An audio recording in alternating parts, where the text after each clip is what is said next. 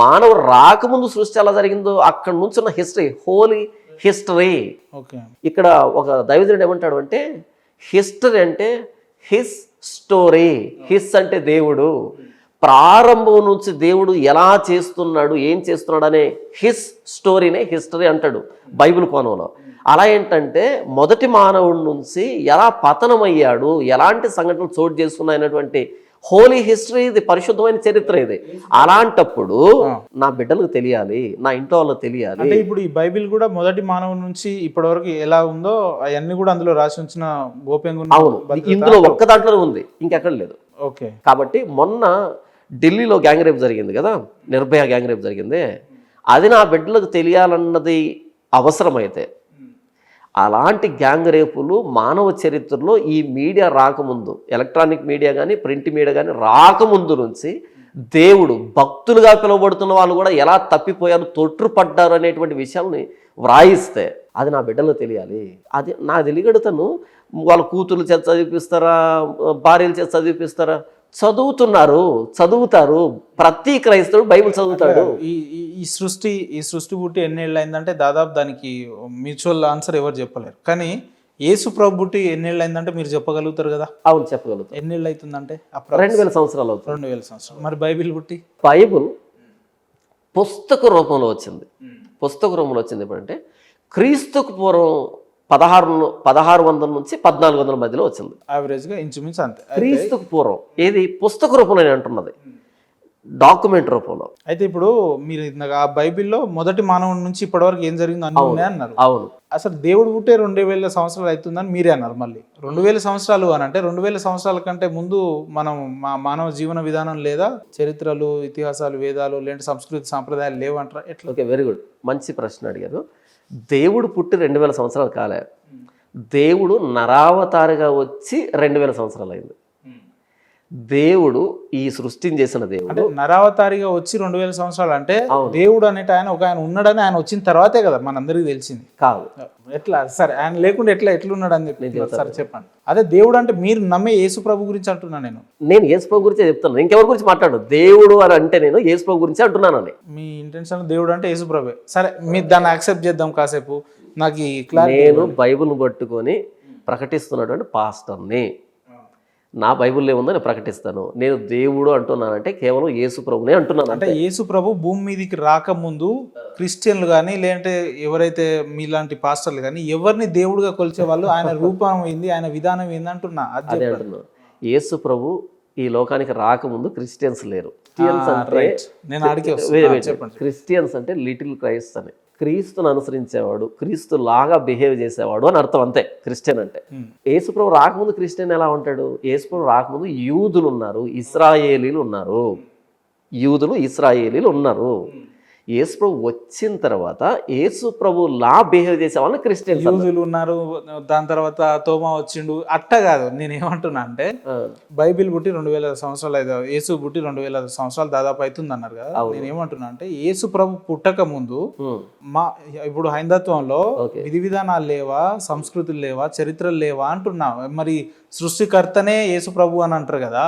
మరి సృష్టికర్త యేసు ప్రభు అయినప్పుడు అందరికంటే ముందు పుట్టాల్సింది యేసే కదా. చెప్తాను, చెప్పండి. నేను యేసు రాకముందు సంస్కృతులు లేవు, చరిత్ర లేదు, మానవ జాతి లేదు అని చెప్పట్లేదు. మీరు ఆ బుక్ అన్న ఒకటి మీరు ఏమన్నారంటే ఆ బుక్ మొదటి మానవుడి నుంచి ఇప్పటి వరకు ఏం జరిగిందో అందులో రాసి ఉందని చెప్పారు. అవును. అది దేవునికి ఎట్లా తెలిసింది అంటున్నా. అసలు దేవుడికి ఎలా తెలిసిందనే ప్రశ్న ఏంటి? అది వ్యాలిడ్ స్టేట్మెంట్ కాదు. దేవుడికి ఎలా తెలుసు కాదు, దేవుడే మానవ జాతిని సృష్టించాడు. అవును. అయితే ఆదికాండం 1వ అధ్యాయం నుంచి 11వ అధ్యాయం చివరి దాకా మానవ జాతి మొత్తం ప్రపంచం విస్తరించడం ఇదంతా మనం చూస్తాం.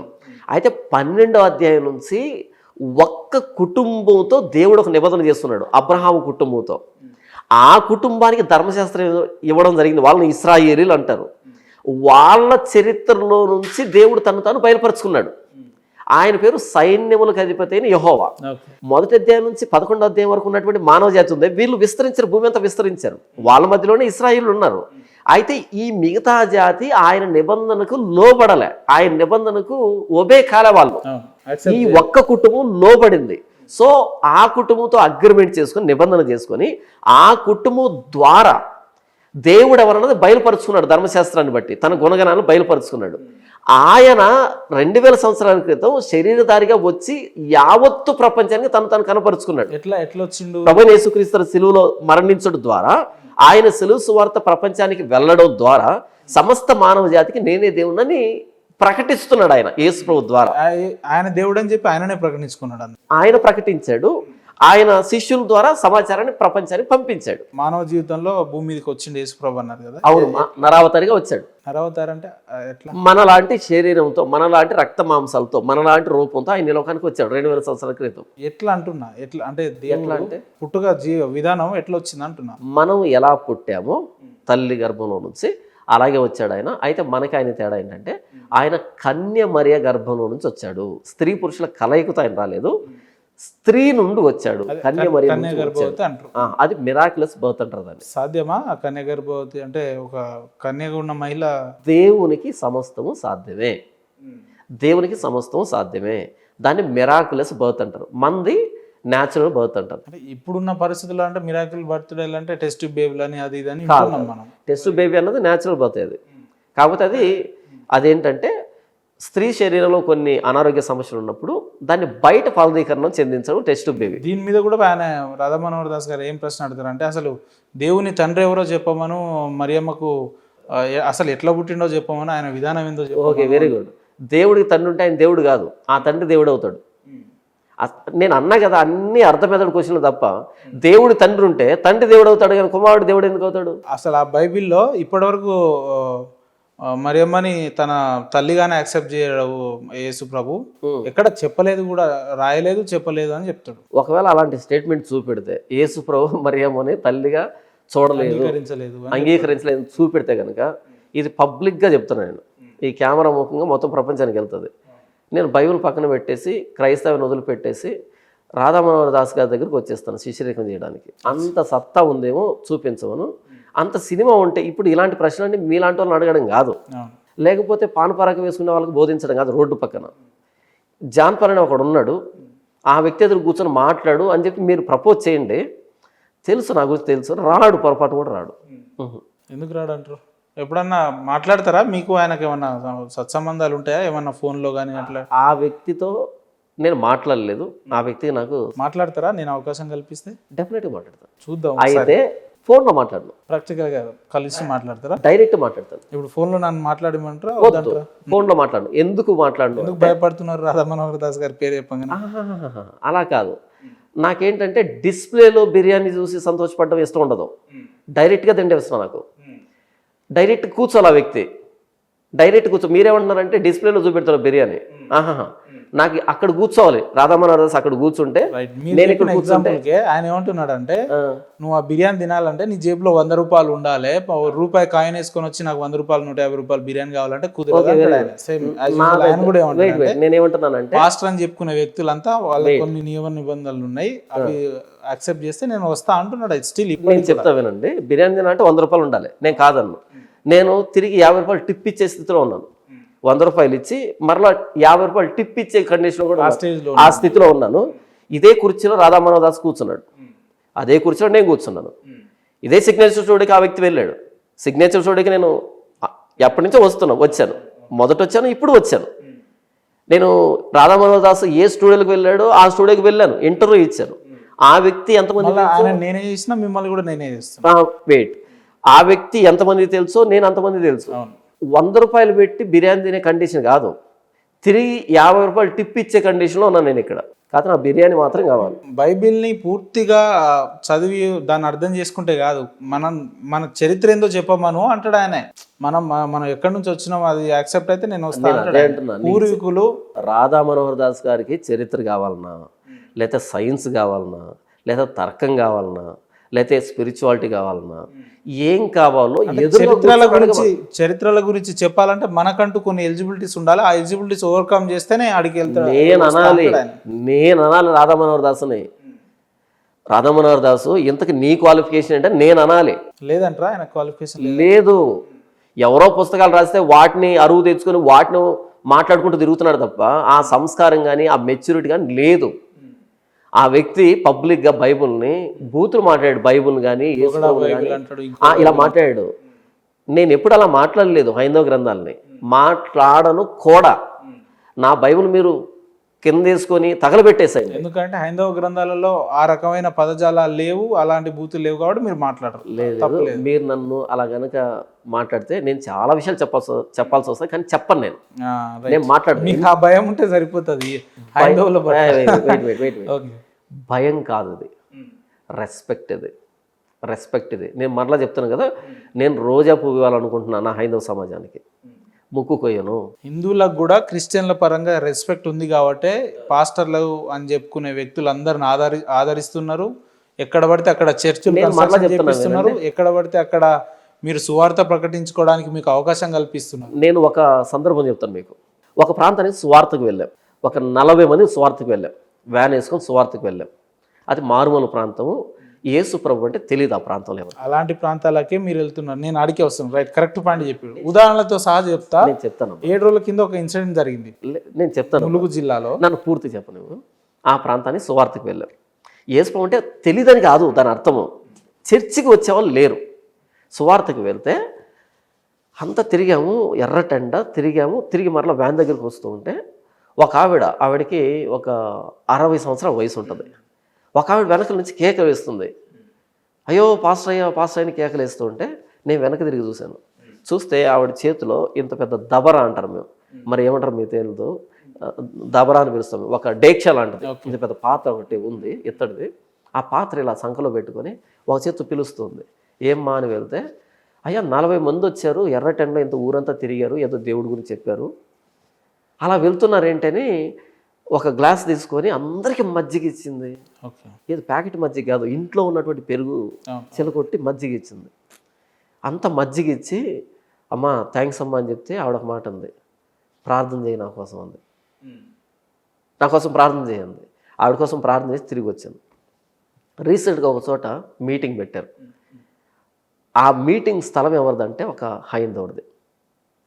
చుట్టుపక్కల ఇళ్ళన్నీ హైందవ ఇల్లు. ప్రతి ఇంటి మీద జెండాలు ఉన్నాయి, కాషాయ రంగు జెండాలు ఉన్నాయి. మధ్యలో గ్రౌండ్. ఆ గ్రౌండ్లో నా మీటింగ్ పెట్టారు. చుట్టూ హైందవ ఇల్లు ఉన్నాయి, ప్రతి ఇంటి మీద జెండా ఉంది. అక్కడ కూర్చున్నది ఒక 50 మంది కూర్చోంటారు. కానీ వాళ్ళ ఇండ్లలో నుంచి వాళ్ళ టీవీలు ఆఫ్ చేసి వాళ్ళ వరండాల్లోకి వచ్చి అలా విన్నారు. అంతా హిందువులు విన్నారు. నేను హిందువుల్ని ఎప్పుడు కూడా తప్పు పట్టను. హిందువు ఎంత అతిథి ధర్మాన్ని జరిగిస్తాడంటే, ఎంత కొత్తగా వచ్చిన వ్యక్తిని ఎంత స్వీకరిస్తాడంటే అంత ప్రేమగా చూసుకుంటాడు. నేను ఆ వ్యక్తిని ఏమన్నాను. కానీ హైందవ ముసుగులో ఉన్నటువంటి ఈ రాధా మనోహర్ దాస్ లాంటి కొంతమంది వ్యక్తులు చేరే విషాన్ని నింపుతున్నారు తప్ప హైందవులకు కానీ క్రైస్తవులకు కానీ శత్రుత్వం లేదు. లేదు. నేను అదే మాట్లాడుతూ, కానీ ఎక్కడి నుంచి వస్తుంది ఇదంతా? ఈ చీడ పురుగులు ఈ రోజు కనిపిస్తున్నాడా? పాస్టర్లలో కూడా 100 లిస్టు చెప్తా. మరి నేను ఆ లిస్టు నేనే చెప్తాను.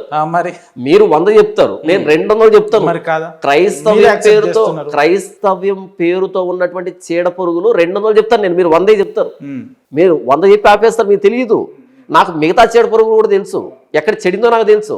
ఈ హైందవ్యంలో గూగుల్ పే, ఫోన్పే అకౌంట్ నంబర్లు పెట్టి మన ధర్మాన్ని రక్షిస్తున్నామని అడుగుతునే కొంతమంది బెగ్గర్స్ను బట్టి హైందవ్యం పట్ల క్రైస్తవ్యానికి ఇబ్బంది అనిపిస్తుంది. క్రైస్తవ్యంలో Google Pay, PhonePe account number పెట్టి మాకు డబ్బు పంపించండి అని అడుగుతునే కొంతమంది బెగ్గర్స్ను బట్టి క్రైస్తవ్యం పట్ల హైందవులకి ఇబ్బంది కలుగుతుంది. అది ఈ చీడ పురుగులను ఎలిమినేట్ చేయగలిగితే, ఇటు హైందవ సమాజం ఈ చీడ పురుగులను, ఇటు క్రైస్తవ సమాజం ఈ చీడ పురుగులను ఎలిమినేట్ చేయగలిగితే మనం అంతా అన్నదమ్ముల్లాగా కలిసి బ్రతుకుతాం. ఆ సన్నటి గీత చెడిపోయింది, సామరస్యత అనేది చెడిపోయింది. నా బాధ అదే కదా. ఒక హైందవుడు క్రైస్తవుడికి శత్రువు కాదు, ఒక క్రైస్తవుడు హైందవుడికి శత్రువు కాదు. నీ నమ్మకం నీది, నా నమ్మకం నాదే. నీ నమ్మకం ఏంటో నాకు చెప్పి నేను వింటాను, నా నమ్మకం ఏదో నేను మీకు చెప్తాను, వినండి. నేను టీచర్గా పనిచేశాను, నేను చాలా పరిస్థితుల్లో ఉన్నాను. నా కొలీగ్స్ కానీ నా స్నేహితులు కానీ అందరూ హైందవులే అబ్బా. చాలా మంచి స్నేహం ఉంటుంది మా మధ్య. మీ మిత్రులు అందరు హైందవులే, మీకు భోజనాలు పెట్టే వాళ్ళు హైందవులే, కానీ మీరు హైందత్వంలోకి రమ్మనంటే రారు. ఎక్కడికి?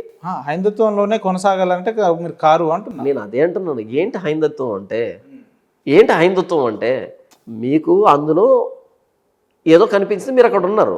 నాకు కనిపించలేదు, నేను ఇంకొక దగ్గరికి వచ్చాను. నేను దానికే చెప్పాను, మీరు ఎక్స్ అనే దేవుని నమ్ముతారు, ఆయన వై నమ్ముతాడు, ఈయన జెడ్ నమ్ముతాడు, నేను యేసు ప్రభువు నమ్ముతాను. ఎట్లా ఎందుకు కనిపించలేదు మీకు అని అంటే, ఆల్రెడీ మీరు బైబిల్ ఎందుకు కనిపించలేదు అంటే, దాన్ని నేను 2019 నుంచి నా ఛానల్లో చెబుతూ ఉన్నాను, ఎందుకు యేసు ప్రభు దేవుడు అని. ఇది నేను 5వ తరగతి నుంచి ఉన్నటువంటి జర్నీ. ఇది ఇంత జర్నీని ఈ 2 నిమిషాలు చెప్పలేను నేను. దాన్ని నేను ప్రతి ఆదివారం ప్రసంగం రూపంలో చెప్తూ ఉన్నాను. ఎందుకు రావాలన్నా ప్రతి ఆదివారం క్రైస్తవులు చర్చిలకు ఎందుకు రావాలి?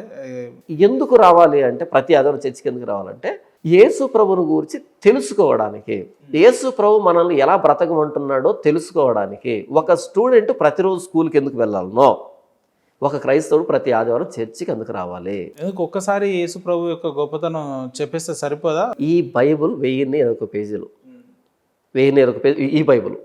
కొన్ని లక్షల మాటలు ఇందులో, ఉదాహరణలు కొన్ని లక్షల మాటలు ఇవి. నిజం చెప్తున్నాను, నాకు కూడా పూర్తిగా అన్నీ తెలిసినటువంటి కాన్ఫిడెన్స్ ఇంకా రావట్లేదు.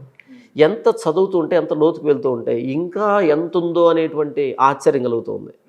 ఒక పాస్టర్గా నాకే ఇంత తెలియకపోతే, పూర్తిగా నాకు ఇంకా లోపలికి నేను వెళ్ళకపోతే, మరి సాధారణమైన విశ్వాసి 6 రోజులు పని చేసుకుంటున్నటువంటి వ్యక్తి, నేను ఇదే పని మీద ఉంటాను. దీన్ని చదివే పని మీదనే, దీన్ని బోధించే పని మీదనే, దీన్ని అర్థం చేసుకున్న పని మీద, డైరెక్ట్ గాను ఇండైరెక్ట్ గాను దీని చుట్టూనే తిరుగుతుంటాను నేను. మీకున్న పని ఏం లేదు ఇక బైబిల్ చుట్టూ తిరగడం. ఇప్పుడు నేను బోధకున్నబ్బా, పాస్టర్ని, నాకేం పని ఉంటుంది? ఇప్పుడు లెక్చరర్ ఉన్నాడు, ఏం పని ఉంటుంది ఆయనకి? ఎట్లా మరి మీరు మీ జీవన విధానం అంతా దాని చుట్టే తిరుక్కుంటా కూర్చుంటే ఫైనాన్షియల్ క్రైసిస్ రావా? ఎట్లా మీరు అధిగమిస్తున్నారు దీన్ని? ఇన్కమ్ సోర్స్ ఏంది? మందను కాచేవాడు మంద పాలు తాగేదానికి అర్హుడు, మందను కాచేవాడు మంద పాలు తాగడానికి అర్హుడు.